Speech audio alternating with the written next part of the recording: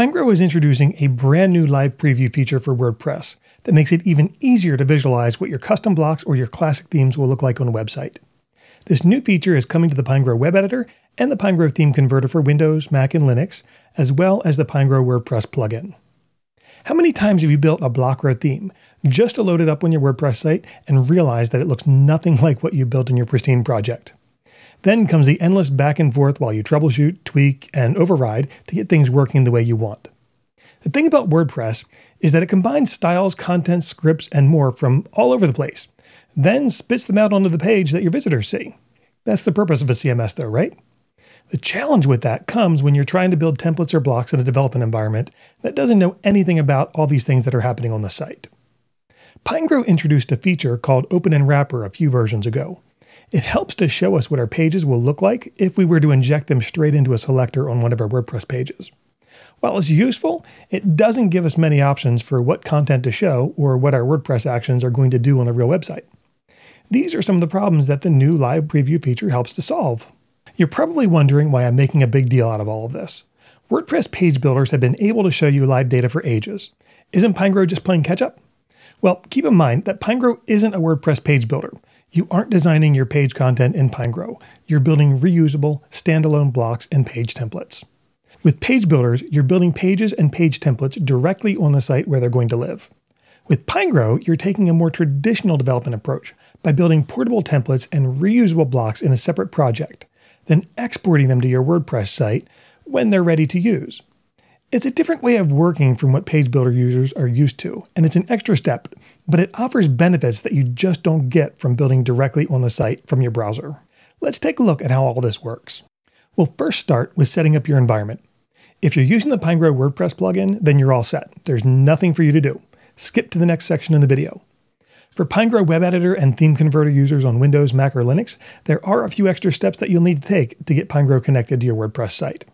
The process is simple, and it's all documented on Pinegrow's website. All you need to do is go to a WordPress user account and create an application password so Pinegrow can get to your WordPress page data from the API. Then you just enter the user's username and the API application password into Pinegrow, and you're all set. Now, all you need to do is pick a page from the live preview menu and see your work as it will appear on the WordPress site.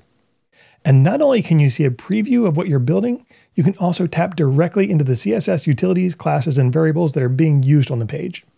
This is super useful if you're using one of the popular WordPress frameworks like AutomaticCSS or Core Framework. There's nothing special you'll need to do on the project anymore. They just show up and you can start assigning their classes or using the variables. To demonstrate, I'll activate AutomaticCSS on this site. Then we'll add a pop of color to this heading by adding the text primary class. Now I'll style this button by adding the button L and button secondary classes.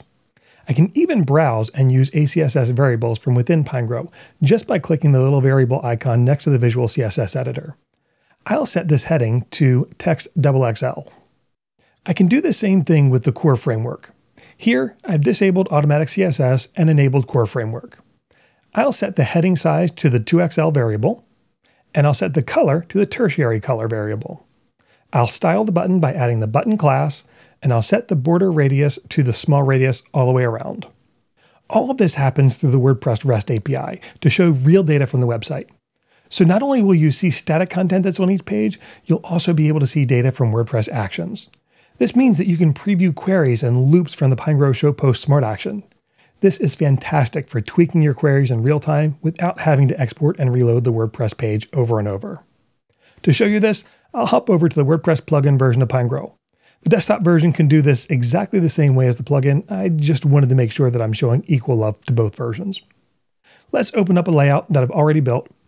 I'm going to preview it on the homepage, and already you can see that it's picking up on the theme's typography styles and fitting into the page container. Before I turn this into a query loop, I'm going to mark these last three items as placeholders, since we only want the loop to use the first card in the set. Now I'll apply the Show Post Smart Action on the unordered list. I'll change it to a custom query that only shows posts, and I'll tell it to repeat the first list item in the set. You can see that we now have a bunch of repeated cards, but they aren't showing anything useful. For that, we'll attach a few more smart actions to show the information we want. I'll start with the heading and add the post title. Above that, we'll add the post link to the anchor. I'll add the excerpt to the paragraph below that, and finally, the featured image to the card's background image. Now, as you can see, we have a nice preview of the query loop right inside of our Pinegrow project, so we know exactly what we're going to get when we export this block to a redistributable plugin. Now, there are some limitations. The REST API doesn't expose some things like customizer fields, forms, and reusable template parts, but the benefits of this live preview feature far outweigh the limitations. There are also a few smart actions that don't work with live data yet, such as post author, pagination, breadcrumbs, tags, and categories. Pinegrow has all of those limitations documented on the site, and they say that they'll continue adding support for the smart actions in future updates. There are also a few different ways that you can view your preview.